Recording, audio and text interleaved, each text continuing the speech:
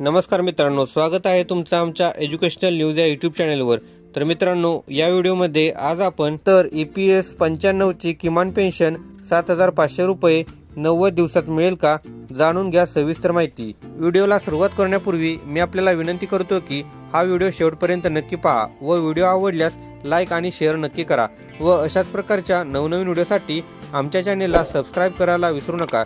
चला तर मग व्हिडिओला सुरुवात करूयात। तर यामध्ये EPS 95 किमान पेन्शनची आशा अजूनही कायम आहे। पेन्शनधारकांनी आशा सोडलेली नाही। त्यांना आशा आहे की सरकार 1000 रुपये पेन्शन 7.5 हजार रुपये करेल। आता सरकार हा निर्णय घेते की नाही हे पाहायचे आहे। फरीदाबादचे पेन्शनर्स इंद्रनाथ ठाकूर यांनी सोशल मीडियावर लिहिले, भारतातील 78 लाख निवृत्त EPS 95 वृद्धांची किमान पेन्शन निश्चित करण्याचा प्रश्न अद्याप सुटलेला नाही। कमांडर अशोक राऊत यांनी आंदोलन देशव्यापी केले हे खरे आहे, पंतप्रधानांवरही विश्वास ठेवता येईल। या परिस्थितीतही दिल्लीतील आमचे आंदोलक मित्र मोदी आमच्या सोबत आहेत ही अंतर्गत बाब आहे, अशा घोषणा देताना दिसतात।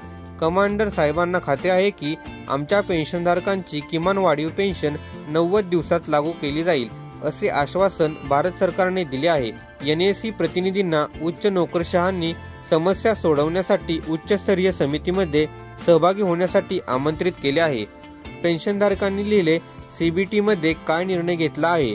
अनेक सहकाऱ्यांनी उत्सुकता व्यक्त केली आहे। CBTचे प्रमुख आमचे कामगार मंत्री आहेत। मंत्रिमंडळ आणि विशेषतः पंतप्रधान मोदीजींना आमच्या हिताचा निर्णय घ्यायचा असेल तर नोकरशाही किती काळ अडथळे आणू शकते, मात्र विहिरीतूनच पाणी वाहावे लागते। अजून एक गोष्ट ऐकायला मिळत आहे, NSE नेतृत्वाला 7500 प्लस DA लागू करण्यासाठी 2-4 सूचना करण्याचा मार्ग शोधण्यात समिती गुंतलेली आहे।